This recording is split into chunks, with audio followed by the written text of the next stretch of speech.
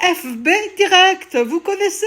Eh bien, c'est l'intitulé de la nouvelle série sur YouTube où François Bayrou, dont la côte a fortement chuté, eh bien, va essayer de nous convaincre pour faire passer son plan d'économie.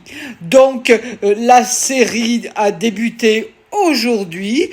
Écoutez cet extrait pour vous faire une idée et surtout vos réactions. À plus tard. Je voudrais, pendant les semaines qui viennent, échanger avec vous sur ce sujet, partager avec vous ce qu'on appelle les contraintes, c'est-à-dire la nécessité qui est devant nous, qui pèse sur nos épaules et que nous ne pouvons pas mettre de côté. Tous les responsables partent en vacances, bien méritées, ce que je ne ferai pas. Parce que les jours que nous allons vivre pendant ces semaines du mois d'août et du début du mois de septembre, ces jours sont absolument cruciaux. C'est le moment où tout va se jouer. Comme vous savez, le gouvernement a proposé un diagnostic en disant quelle était la gravité des difficultés, et on y reviendra jour après jour.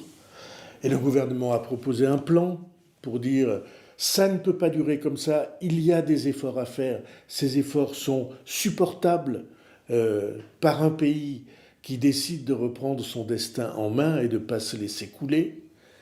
Mais si ces efforts sont refusés, alors nous vivrons des moments qui sont des moments que beaucoup de pays autour de nous ont vécu et qui exigeront par force des sacrifices qui seront beaucoup plus importants que les efforts que nous avons à faire aujourd'hui. Pourquoi ? Parce que notre pays est dans un moment qui est pour la planète entière terriblement difficile, avec les grands empires qui décident, ceux qui ont la puissance, qui décident d'imposer leur vision aux autres.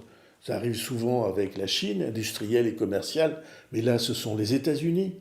À l'intérieur de ces empires, l'Union européenne, qui a bien des difficultés à parler d'une seule voix, tant qu'elle ne parlera pas d'une seule voix, elle ne sera pas entendue. Et la France, qui montre des signes qu'elle est un pays avec beaucoup de ressources.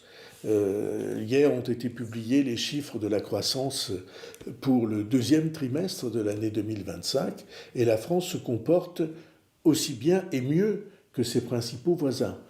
Donc, on devrait avoir une perspective plus souriante pour l'avenir. Mais nous sommes menacés par un mal auquel nous n'échapperons pas si nous ne sommes pas courageux. Ce mal, vous le connaissez dans toutes vos familles, c'est le surendettement. Quand on est obligé d'emprunter, non pas pour acheter une maison, pour un appartement, pour l'équipement de la maison, ou pour acheter une voiture, mais simplement pour payer les frais de tous les jours.